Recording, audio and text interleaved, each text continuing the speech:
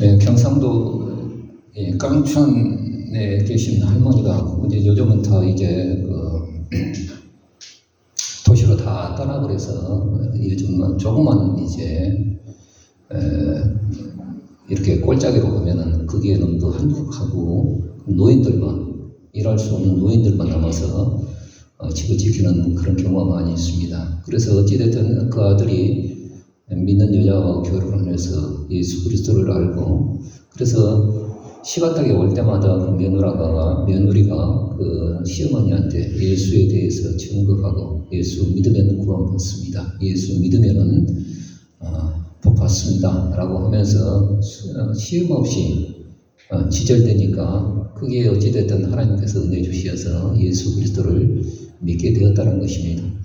그래서 예수 그리스도를 믿고 나서 교회가 없다 보니까 며느라가 죽고 한 성경책을 이렇게 뒤적뒤적 하면서 긴 겨울밤을 그렇게 보내면서 이제 믿음이 쑥 들어온 것이죠. 그래서 이제 그런데 이제 자기는 구원받고 난 뒤에 그 할머니들만 있는 그 경상 깡촌에 3명의 노인네들 친구들을 어떻게 전도할까 그렇게 기도하게 되어지고, 이제 그 친구들을 전도하려고 이제 이 마을 해관에 가서 전도를 했더랍니다. 그래서 이제 말을 띄운데 예수가 죽었단다 이렇게 말을 하니까 와, 경상도에서 왜를 와 그러죠. 그 못에 찔려 죽였단다. 여기까지는 잘했죠. 그래서 이제 그 말씀을 들었던 그 친구들이 예수가 누구? 이렇게 물었어요. 그래서 이제 이때 좀 이제 사이드로 갑니다. 그 할머니가 하는 말이 몰라. 우리 며느라가 하도 아버지 하는 거 보았어 보니까 사도인갑제 이렇게 말을 했습니다. 그래서 이제 그 3명의 그 할머니들 하는 말이 그래 문상을 갖다 놔 그렇게 말을 하니까 아니 왜 와 안 갔노 이렇게 물어봤어요. 갈락했더니 사흘 만에 그 사도님과 그 예수가 살아났다 가더라 이렇게 말을 했습니다. 부활이 잘못 전달되어진 것이죠. 우리 역시 부활이 잘못 전달되어진 것은 아닌가 우리 생각해 보게 되어집니다. 여러분들, 예수께서 사람이 죽고 다시 살아서 영원히 산다는 이 말이 못 믿을 것처럼, 그 고린도전서 15장에 보자면 부활이 없다 하는 이들처럼 어떻습니까? 그들은 인간의 상식으로 봤을 때 사람이 죽었다가 어딘가 사흘 만에, 그것도 시체 썩는 냄새가 진동하는 그 사흘 만에 다시 살아난다는 이 사실이 믿어지지 않는 내용이었어요. 그래서 못 믿을 것처럼, 또 믿긴 믿어도 어떻습니까? 2000년 전에 예수께서 살아나셨다는 그 사실이 지금 나와는 아무런 관계가 없는, 그래서 예수의 부활이 나와는 아무런 상관이 없는 그런 것으로 우리가 받아들이고 있다 한다면 예수의 부활이 잘못 전달이 되어진 것입니다. 인간은 사탄의 유혹으로 말미암아 하나님을 떠나 죄를 짓게 되어지고, 그 죄로 인하여서 인간은 고통을 당하기 시작한 것입니다. 이 문제를 해결하지 않고서는, 하나님을 떠나버린 이 문제를 해결하지 않고서는 다른 어떤 문제도 인생에 해답이 되어지지 못합니다. 그래서 이 권세에 잡혀있는 한 인간은 죄를 지을 수밖에 없고 인간은 실패할 수밖에 없다라고 성경은 말합니다. 그래서 하나님께서는 인간의 고통과 저주를 해결하시기 위해서 아담과 하와가 범죄할 때부터 약속하신 내용이 여자의 후손, 그냥 남자의 씨로 인해서 혈통적으로 이어지는 그 아기가 아니라 죄 없는 여자의 후손이 이 땅에 보내주실 것을 약속해 주셨고, 드디어 어떻습니까?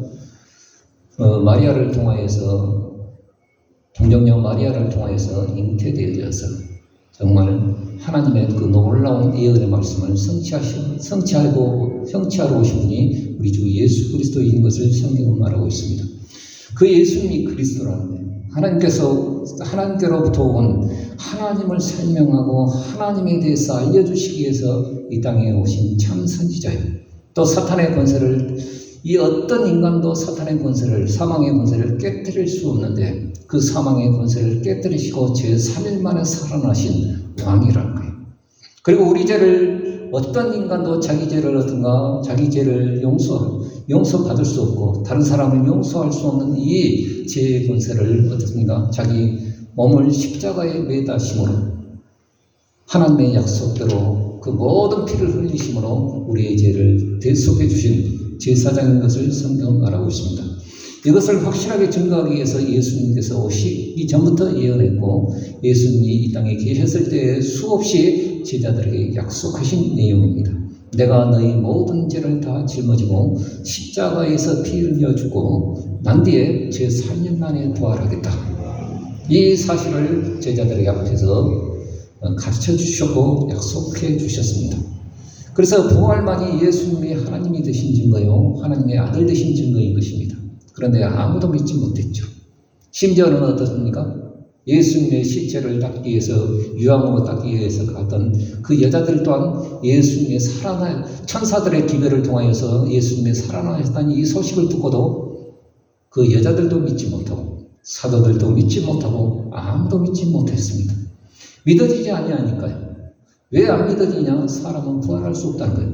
우리가 수없이 우리가 보는 인생이 사람이 생로병사에 의해서 병들고 결국에는 죽고 난 다음에 사람이 어떻습니까? 살아나는 소생하는 경우는 있어도 그 사람 역시도 어떻습니까? 죽었다는 사실은 인류 역사를 통해서 검증되어져 우리가 확인할 수 있는 진리입니다. 그런데 제3일 만에 살아나셨다. 그러나 여러분 오늘 우리는 하나님의 말씀에 오늘 우리는 조금만 신경 써서 읽으면 부활의 명확한 증거들을 오늘 우리 말씀에서 찾아볼 수 있습니다.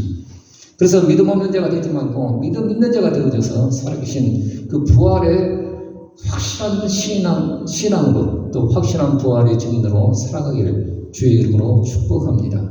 욥기 42장에 뭐냐면 말을 하기를 내가 전에는 죽게 대하여 귀로만 들었었더니 이제는 눈으로 주를 배웠나이다 라고 말을 하는 것처럼 우리 역시도 욥도 어떻습니까?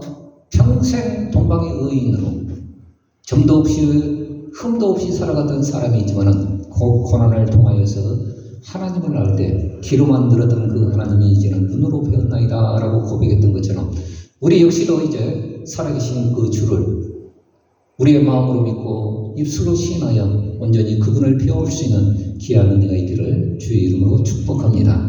첫째는 무덤을 지키던 부인들을 우리는 찾아볼 수 있습니다. 대제사장들과 바리새인들이 빌라도 총독을 찾아서 간청을 합니다. 왜 그런 거 아니?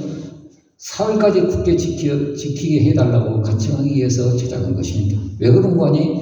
사흘에 다시 살아날 것을 그 예수가 말씀한 것을 기억하고 혹시 그럴 일은 없지만은 그의 제자들이 와서 시체를 도둑질하고 나서 살아났다고 하면 더 큰 밀란이 일어날까봐 이제 총독을 찾아가서 그 무덤을 지키게 하는 거예요. 그 지키다 어느 정도냐? 돌을 인봉해요. 딱 어떻습니까? 인봉을 해서 옴딱딱 쌓아갈 수 없도록 딱 인봉을 해놨습니다. 그리고 로마 군정과 유대 군정들이 딱 지키면서 어떻습니까? 지새끼 하나 들어가지 못하도록 나오지 못하도록 딱 인봉하고 지켜냈어요. 그래서 시체를 썩을 때까지 무덤을 지키라는 거예요. 그런데 제3일 만에 이 사람들이 볼 때 새벽 1명에 어떤 일이 일어나냐면은 큰 돌문이 이제 우리 무덤은 어떻습니까? 이렇게 분봉이라고 해서 어떻습니까? 이렇게 딱 이렇게 하지만은 유대인들의 그 매장 습관은 돌을 파가지고 아리마대 요셉의 무덤을 자기가 죽으면 거기에 묻히라고 했는데 그 무덤에 갔는데 무덤에 묻혔는데 거기에는 어떻습니까? 사람이 썩을 때까지 거기는 이제 건조한 지역이라고 알려 있었습니다. 그래서 이제 그 돌 무덤에 이렇게 해놓고 그 다음에 그 커다란 그 돌문을 이렇게 막아놔요. 그런데 그 문이 인봉까지 한 그 돌문이 사르르 열리면서 거기에서 빛난 광채가 나면서 어떤 분이 이렇게 나오는 걸 봤어요. 광채가 비치면서 그냥 예수님이 누군지 모르지만 나오고 그 다음에 두 천사들이 막 빛난 얼굴과 번개와 같은 옷을 입고 막 수직하던 자들이 이렇게 볼 때 어떻습니까? 어안이 벙벙해서 그냥 기절초풍하게 생겼어요. 그래서 다 몰라서 어떤 쓰러졌는데 어느 정도냐면 죽은 사람과 같이 되어서 사시나무 떨듯이 사람이 어떻습니까? 영체를 보면 어떻게 됩니까? 사람이 귀신을 보거나 영체를 보면 사시나무 떨듯이 그냥 머리카락이 쏟고 어떻습니까? 바르르 떠는 거예요. 다 죽은 사람같이 되었는데 그 중에 한 명이 용기를 내어서 이제 대제사장에게 달려가서 보고를 한 것입니다. 그래서 대제사장들이 그 사실을 알고 그 사실을 보고받고 돈으로 매수해서 입틀막하면서 어떻습니까? 입막음하면서 나중에 입막음했지만은 나중에 돈 줘서 입막음했던 그 사실까지 터지게 되어진 거예요. 그래서 지금까지 세 가지 거짓말이 두루 퍼지게 되어지는데, 첫째는 예수님의 시체를 제자들이 훔쳐갔다는 거예요. 여러분들 생각해 보세요. 돌문을 인봉까지 해갖고 딱 막아놓고, 그 다음에 유대 병정들이 다 지키고 있던 그런 그곳을 어떻게 시체를 도둑질을 해서 갈 수 있겠습니까? 또 시체로 훔쳐갔다 나오면은 무덤이 비었다는 것을 반증하고 있는 것입니다. 두 번째, 제자들이 그냥 너무 예수님을 사모하다 보니까 환상을 보았다라고 주장하는 환상설이 있습니다. 이 말은 어떻습니까? 누군가는 예수님을 봤다는 사실을 반증하고 있는 것이죠. 또 예수님이 기절했다가 그냥 십자가에서 기절했다가 다시 살아났다는 거예요. 근데 살아났다 할지라도 어떻습니까? 인봉되어진 돌문을 열 수도 없을 것이고 유대 병정들을 거쳐갈 수도 없는 것이죠. 그런데 예수님의 어떤가 보니까 그 베드로와 요한이 가서 확인을 해보니까 여자들의 말을 듣고 베드로와 요한이 확인을 해보니까 어떻습니까? 세마포를 쌌던 그 옷은 이렇게 있고 머리에 쌌던 두 건은 겹쳐져 있어서 그대로 예수님이 부활의 영광처럼 어떻습니까? 싹 나왔는데 그 부활체라고 하는 것은 우리가 생각하는 그 어떤 영이 아니라 예수님께서 제자들에게 나타나셨는데 시간과 공간을 초월해서 두려워서 벽들을 다 닫아놓고 문들을 다 닫아놨는데 거기에 불쑥 예수님이 나타나셔서 여기 만져보라는 거예요. 도마가 믿지 못해서 어떻습니까? 만져보지 않고서는 나 그 문에 부활하시면 나를 믿지 못하겠노라. 똑같이 도마가 있을 때 예수님이 나타나셔서 이 못자국과 천자국 만져봐라. 예수님의 부활체는 우리가 부활하는 그 부활체는 어떻습니까? 그냥 귀신으로 저 천국에 가는 것이 아니라 이제는 언젠가는 모르지만 예수님이 다시 오셨을 때 우리의 썩은 육체가 우리의 영혼과 어떤 결합되어져서 우리의 육신을, 그러나 그 육신은 어떻습니까? 우리의 썩어질 육신이 아니라 하나님의 놀라운 영광으로 인하여서 썩지 않을 그 영광처럼 우리가 다시 살게 되어진다는 것이죠. 그래서 예수님의 부활의 이것을 믿지 못하는데 예수님이 어떻습니까? 다시 살아났다는 그 놀라운 증거들을 예수님은 그대로 제자들에게 40일간 하나님의 나라에 관한 일들을 말씀해 주시고 그 부활을 친히 그들로 하여금 목격하게 하여 주셔서 나중에는 갈람산에서 이제 승천하실 때 한두 명이 본 것이 아니라 500의 형제들이 일시에 보는 가운데서 어떻습니까? 하늘 구름을 탁 타고 올라가십니다. 이것을 증거하신 거예요. 이건 어떤 한두 사람이 봤다 한다면 어떤 건 거짓말이 되어질 수 있고 농담조가 되어질 수 있지만은 500의 형제들이 다 보는 가운데서 예수님께서 하늘로 승천하시고 놀라운 거예요. 이건 거짓말이 되어질 수 없다는 사실이죠. 그리고 나중에는 어떤 고린도전서 15장에 보자면은 이 부활하신 주님은 그냥 저 천국에 그냥 가만히 계신 것이 아니라 성령을 통하여 오순절 다락방에 믿는 사람들에게 하나님의 그 성령의 은혜를 주셔서 그들로 하여금 담대하게 예수 그리스도의 부활을 증거할 수 있는 그 놀라운 은혜를 주셨어요. 또 어느 순간에는 어떻습니까? 다메섹 도상에서 어떤가 예수 믿는 자를 잡아들이기 위해서 어떻습니까? 혈기가 등등했던 사울이라는 이 청년이 다마스커스라고 하는 그 길로 가서 예수 그리스도를 믿는 사람들을 핍박하기 위해 또 잡아서 죽이기 위해서 혈기 등등하게 갔던 그때에 정오 때에 이렇게 가는데 하늘로부터 강한 빛이 비춤으로 이 사람은 예수 믿는 사람 아니에요. 예수 믿는 고백했던 사람이 아니에요. 오히려 예수를 믿는 사람을 죽이기 위해 혈기가 등등했던 사람이었어요. 그런데 그 강한 빛이 탁 내렸지만 사울아 네가 어찌 나를 핍박하냐? 주여 네 시험이니까 나는 네가 핍박하는 예수다.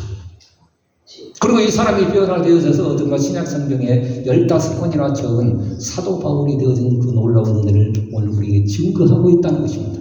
이 사실을 볼 때 여러분 거짓일 수 없습니다. 여러분 거짓일 수 없어요. 끊임없이 제자들에게 사도들에게 또한 바울 사도에게 어떻습니까? 성령을 통하여 말씀을 주시고 성교의 현장에서 핍박의 현장에서 가도 오도 못한 그 상황 가운데서 하나님 앞에 간절히 기도할 때 기도의 응답을 통해서 하나님의 놀라운 그 살아계심을 증거했던 그 놀라운 부활의 주님, 지금도 살아계신다는 이 사실을 기억하기를 주의 이름으로 축원합니다. 그래서 성경은 고린도전서 15장에 보자면 성경대로 예수님께서 갑자기 오셔갖고 그냥 자기 의지대로 죽으신 것이 아니라 성경대로 예언하신 그것대로 죽으시고 성경대로 다시금 살아나셨음을 성경은 말해주고 있습니다. 그래서 예수 그리스도의 죽으심과 그의 부활하심은 구약 성경에 보자면 430번이나 되어질 정도로 끊임없이 예언하셨습니다. 그리고 예수님께서 직접 이것을 예언하셨어요. 부활하신 후에 낙심한 제자들을 직접 찾아오셔서 베드로가 정말 부활을 목격하고 나서 예수님은 살아나신 것 같은데 우린 도저히 예수님의 제자가 되어질 수 없다. 그리고 6명, 7명 되어지는 자기 똘마니들과 함께 저 갈릴리 바닷가로 그냥 숨어가 버렸어요. 그때도 예수님께서 찾아오셔서 어떤 새벽에 나타나셔서 베드로가 이렇게 물질하는 건데 밤새도록 수고한 것이 없는데 이렇게 보니까 베드로가 뭔가 유령 같은 것이 있는데 그분이 하는 말이 오른쪽으로 깊은 곳에 그물을 던지라는 거예요. 우리가 밤새 수고해서 얻은 것이 없지만은 그래서 누군가는 주님인 것 같아. 그래서 어떤 물을 내더니 가득하게 잡아서 이렇게 세어보니까 153마리였더라 라고 성경은 말하고 있습니다. 그리고 베드로에게 하는 말이 이제 그 아침에 새벽 공기에 어떻습니까? 밤새 추위에 따랐던 그 제자들을 이루하시고 숯불을 예수님께서 지펴놓으셨던 것 같아요. 그래서 어떤가 너희 고기가 어디 있냐 하면 고기를 발라서 어떤가 여린 놀이장에 어떻습니까? 구워놓고 제자들을 먹이시면서 특히 베드로에게 하는 말이 너는 이것들보다 나를 더 사랑하느냐? 너는 이 사람들보다 나를 더 사랑하느냐? 라고 말할 때 도저히 이제는 자신이 없어요. 그래서 주께서 아시나이다. 내가 주를 사랑하는 줄을 주께서 아시나이다. 또 물어요. 또 세 번 부인하는 것을 어떤가 베드로를 회복해 주신 그 놀라운 장면들을 우리는 보게 되어집니다. 그래서 베드로가 어떻으면 나중에는 어떻습니까? 예수님께서 십자가에 올바로 죽으셨지만 나는 그분의 모습처럼 죽을 수 없다. 그리고 다시금 로마로 들어가서 복음을 전할 때 결국에는 십자가에 죽는데 예수님처럼 올바로 십자가에 박혀서 죽을 수 없는 죄인이다. 거꾸로 십자가에 박혀서 죽는 그 놀라운 수모 그 박제를 베드로 또한 그대로 받고 사도들 또한 어떻습니까? 어느 하나 사도 요한 빼놓고는 어느 하나 그 순교의 잔을 마시지 않은 제자들이 없었습니다. 이것이 거짓이시겠습니까? 이건 역사적인 사실이에요. 그 역사적인 사실이 어떻습니까? 오늘 우리에게 왔고 또 그 부활의 주님을 오늘 우리는 목격하고 그 부활의 주님을 오늘 우리는 우리가 믿고 살아가야 한다는 것입니다. 그래서 지금도 하나님 보좌 우편에 계시면서 동시에 성령을 통하여서 믿는 성도들과 함께 해주신다는 거예요. 하늘과 땅의 모든 권세로 통치하시며 지금도 성령을 통하여 예수의 이름을 부르는 자를 구원하시며 지금도 우리 주님은 기뻐하신다라고 성경은 말하고 있습니다. 그래서 살아계신 부활의 그 주님, 부활의 예수, 오늘 우리는 어떻게 할까요? 그것은 어떻습니까? 가장 쉬운 방법. 전에도 제가 말씀을 드렸지만은 마음으로 믿고 입으로 시인한 것. 남녀노소 어느 누구나 배운 자나 못 배운 자나 어떤 동일한 그 구원의 방법으로 우리를 구원하시기를 기뻐하시는데 마음으로 믿고 입으로 시인한 것. 그런데 여러분들 이거 쉬운 것 같아도요. 여러분들 생각해 보세요. 살아있는 사람이 숨 쉬는 것은 어떤가 자연스러운 거예요. 그러나 죽어가는 사람에게 숨을 껄떡껄떡 하고 있는데 산소호흡기 이어가지고 이렇게 껄떡껄떡 하고 있는데 어르신 죽어가는 사람에게 어르신 숨 쉬어보세요. 그건 고통입니다. 여러분들 오늘 우리가 마음으로 믿고 입으로 시인하는 것이 쉬워 보여도요. 여러분들 우리가 영원히 죽은 영혼들에게 이것을 마음으로 믿고 입으로 시인한다는 것은 괴로운 것이고 어려운 것입니다. 그러나 중요한 것은 이 방법을 통해서 구원하시기를 우리 주님은 기뻐하신다는 거예요. 그래서 주의 이름을 부르는 자는 로마서 10장 13절에 보자면 주의 이름을 부르는 자는 구원을 얻을 것이다. 그리고 요한일서 2장 12절에 보자면 너희 죄가 그의 이름으로 말미암아 제사함을 얻을 것이다 라고 말을 해주고 있습니다. 그래서 마음으로 듣고 입으로 신해서 그 이름을 부르면은 구원이 우리 가운데 있고 제사함이 있는 것이고 하나님의 은혜가 임하는 것이고 그 부활의 주님을 우리가 할인할 수 있는 그 놀라운 은혜를 주신다 라고 말을 해주고 있습니다. 또한 그 예수 이름으로 어떤 일들이 일어나냐, 우리는 아무 능력이 없지만은 예수 이름을 믿고 진짜 살아계신 예수 그리스도의 이름으로 믿고 우리가 병자를 향하여 귀신 들린 사람을 향하여 명령할 때 사도행전 16장에 보자면 바울이 빌립보 첫성에 가서 복음을 전하는데 놀라운 일들이 일어났죠. 그런데 빌립보에 보자면 유명한 그 귀신 들린 처녀가 하나 있어요. 얼마나 귀신같이 맞췄던지 그 처녀를 스폰해가지고 돈벌이 하는 사람들이 많았어요. 귀신같이 맞추니까. 근데 바울이 어떤가 마케도니아 빌립보에서 복음을 전하는데 이 귀신 들린 여종이 딱 한눈에 쳐다보면서 그 뒤에 놓고 이 사람은 주의 구원을 전하는 큰 사람들이다 라고 하면서 지가 복음을 전해주는 거야. 그러니까 얼마나 바울이 고맙겠어요. 그러나 중요한 것은 하나님이 도와주신 것과 귀신이 도와주는 것은 틀린다는 것입니다. 그래서 바울이 하도 안 되니까 뒤돌아서서 그 귀신 들린 처녀를 똑바로 보면서 나사렛 예수 그리스도의 이름으로 명령하노니 귀신아 떠나갈지어다. 그 시로 어떻습니까? 그 귀신 들린 처녀가 어떻습니까? 쭉 뻗으면서 귀신이 떠나가고 어떻습니까? 온전해진 놀라운 은혜를 받았음을 성경은 말해주고 있습니다. 또한 사도행전 3장 6절에 보자면 어떻습니까? 성전 미문에 40여 년 동안 한 번도 걸어본 기억도 없고 걸어본 경험도 없었던 안진뱅이 되어진 이 거지가 살고 있는데 베드로와 요한이 어떻습니까? 그때 제일 구시기도 시간에 기도하러 올라갔다가 이 사람을 볼 때 이제 성령이 충만해지니까 이 사람 또한 어떻습니까? 다른 사람이 볼 때는 볼품없고 인생에 하자마는 인생이고 그냥 죽는데 지금 이 순간 죽는다 한들 어느 누구도 슬퍼할 사람이 없지만은 하나님의 영으로 볼 때 그 사람은 어딘가 고귀한 존재라는 사실을 깨닫게 되어집니다. 그래서 베드로와 요한이 이제 그 사람을 향하여 이렇게 우리를 보세요라고 하는데 주목하여 보고는 베드로가 하는 말이 내게 은과 금은 없어요. 그러나 내게 있는 것으로 진짜 당신에게 주고 싶은 것이 있는데 곧 나사렛 예수 그리스도의 이름으로 일어나 걸으십시오 하고 오른손을 잡아서 이렇게 하니까 어떻게 됩니까? 예수 이름으로 명령해 줍니까? 어떤 일이 일어납니까? 일어나서 걷기도 하며 뛰기도 하며 하나님의 성전에 올라가며 찬송하는 그 놀라운 일들이 일어났어요. 이건 베드로가 솔로몬 행각에서 말했던 것처럼 개인의 경건과 능력으로 되어진 것 아니다. 예수 이름으로 되어진 것이다 라고 말했던 것입니다. 그러므로 오늘 우리는 부활의 주님, 이 살아계신 예수 그리스도의 이름, 만왕의 왕이시오 만주의 주이신 우리 주 예수 그리스도의 이름, 살아계신 그 예수 그리스도의 이름을 우리는 가지고 있는 것은 굉장히 중요한 것입니다. 그러면 어떻게 오늘 우리는 부활의 주님을 우리가 만날 수 있을까요? 중요한 것은 이 사실을 성경을 통해서 우리는 알았는데 그냥 역사적인 사실, 성경적인 사실로만 알고 우리와 상관없다고 한다면 그 사람은 주님과 아무런 관계가 없는 거예요.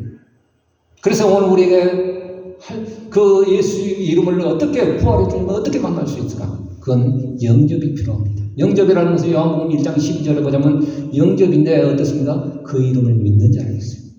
그 이름을 믿는 자. 마음으로 믿고 입으로 시인할 때 그 놀라운 은혜를 주신다라고 성경은 말해주고 있습니다. 그래서 여러분들 그 이름을 믿고 어떤 우리가 기도하게 되어지고 그 이름으로 찬송하게 되어지고 그 이름으로 영광되어지는 그 놀라운 은혜를 우리는 받게 되어진다는 것입니다. 그래서 기도하여 오늘 우리는 어떤가? 이제는 예수님께서 하시는 말씀이 뭐냐면 너희가 내 이름으로 구하지 아니했으나 내 이름으로 구하라. 내가 시행할 거다. 내가 응답할 거다. 너희 기쁨이 충만할 거다. 요한복음에 보자면 말하고 있습니다. 그러므로 오늘 우리는 그 부활의 주님을 어떻게 만날 수 있을까?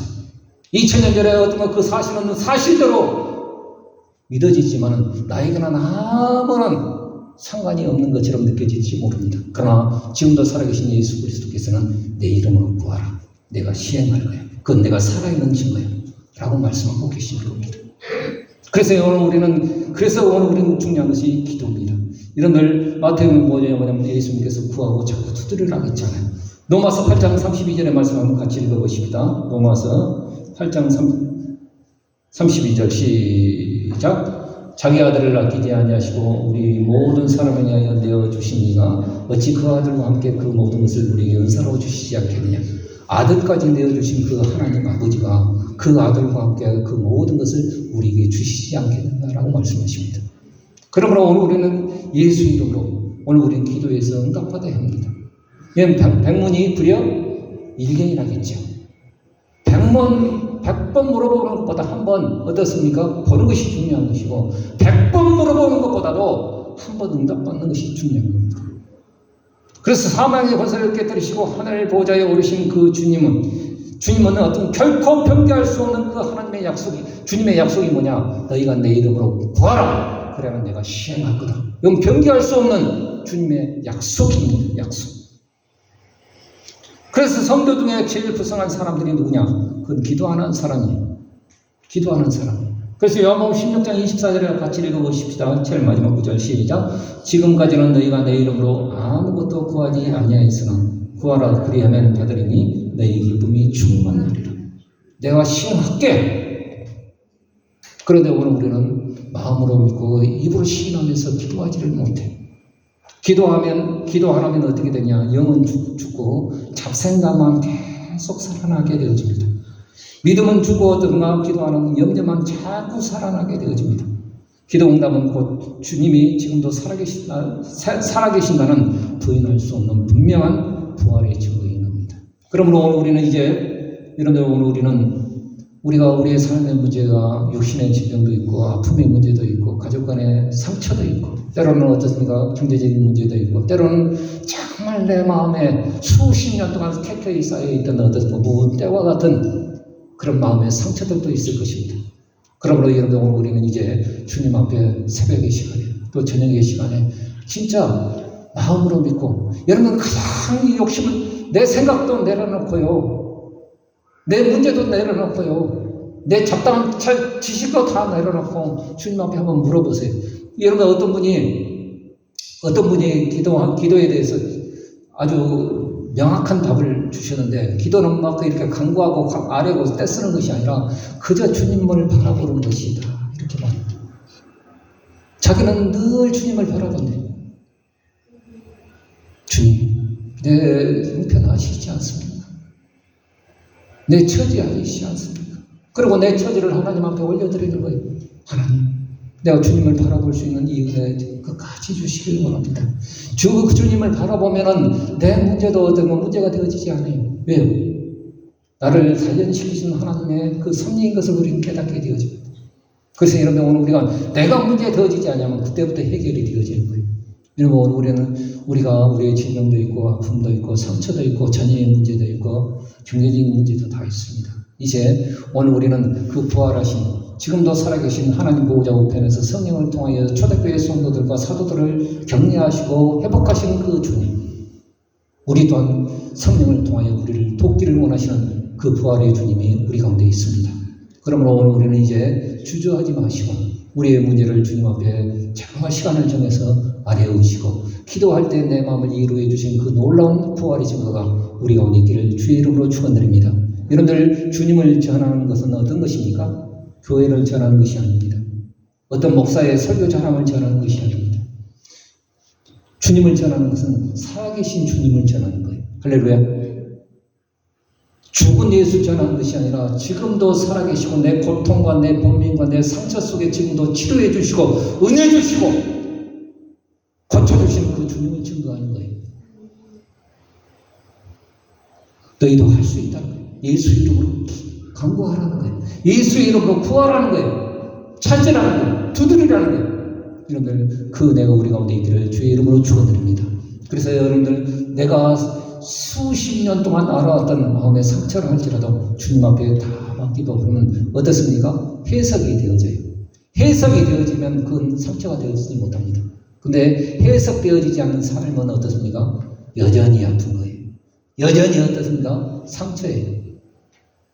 그것 때문에 내가 마음의 병들고 내 마음에 육신의 병이 있는 것이에요. 여러분들 그 부활의 주님을 만나 뵙고 이 모든 문제가 해결되어져서 살아계신 그 부활의 증거, 따끈따끈한 그 부활의 증거, 이걸 통하여서 아직도 하나님을 믿지 못하고 아직도 예수 그리스도를 알지 못하는 그 모든 사람들에게 그 부활의 살아계신 그 주님을 증거할 수 있는 귀한 부활의 아침에 우리 가운데 있기를 주의 이름으로 축복합니다. 기도하겠습니다.